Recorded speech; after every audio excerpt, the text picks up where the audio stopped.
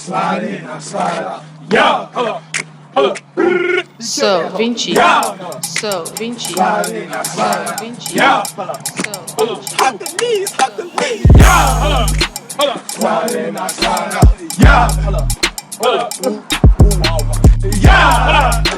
Slide in, I slide out.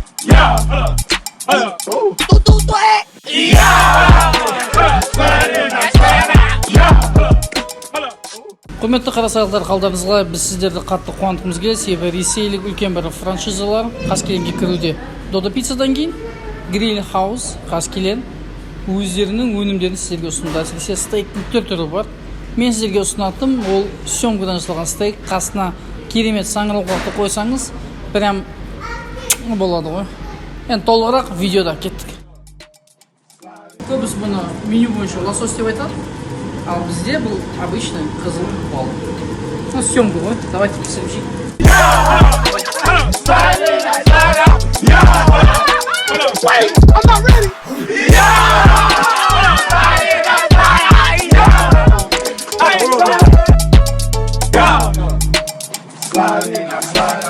Именно грильде піскен, почти стейк сияқты, белогы көп, саңырауқұлақ.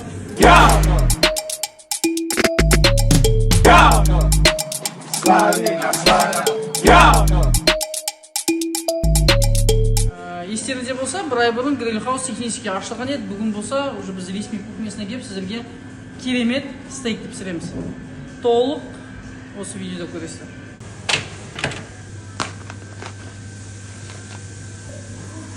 Прям почти бірінші рет осындай вырезкадан қазір стейк жасайын деп жатырмын.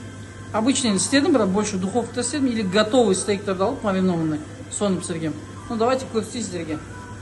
Қазақтың керемет мөлшері бар, все по чуть-чуть деген. Короче, обязательно күйіп қалмау үшін, әдемі корочка болу үшін майлаймыз. Жігіттер, ең қызық бөлімі уже дайын мангалға саламыз. Бірақ алдын ала қолдан келгенше, мынау тоже майланған. Специально на бетіне жабысқанмасын деп бір майлап жіберсек. Короче, мына стейк қазір дайын мангалды саламыз.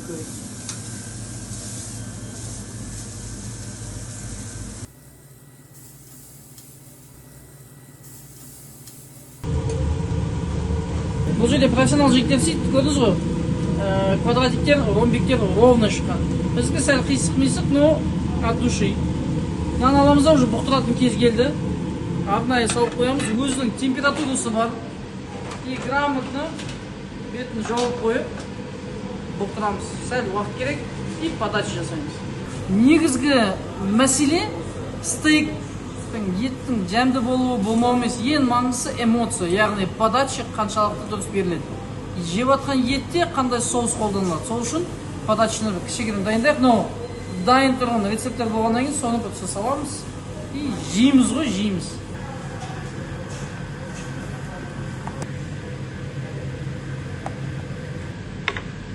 Нанның орнына біз керемет лавашты қолданамыз.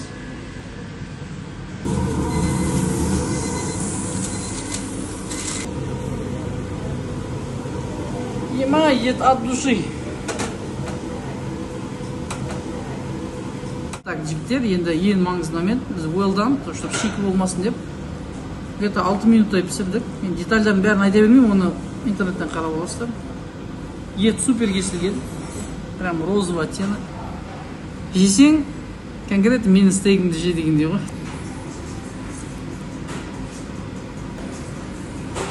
Блин, супер. Үшінші тамақтың түрін біз шаурма жеп жатырмық. Бірақ бұл шаурманың негізгі ерекшелігі точно Қаскелең таппайсыздар, себебі қойдың етінен жасалған. Бисмилла. Негізі соус шикарный. И ыстық прямо на грильде пісіргеннен кейін прям сезіледі. Мен ойымша келіп, әр адам дәмін көру керек.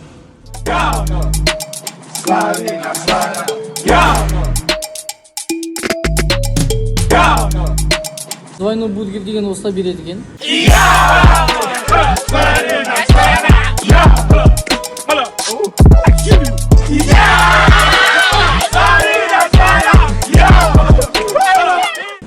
Біз бірақ диетада болғаннан кейін біз фитнес бургер жейміз. Нанның қаншалық жұмсақ екенін көрсету үшін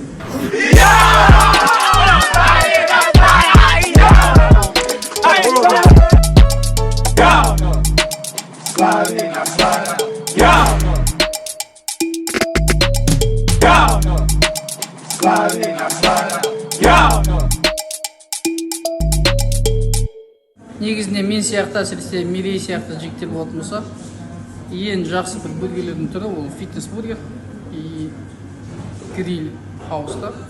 Осы бургерді жасайды, қазір дәмін көреміз. Прям тұрып жеймін осы жерде.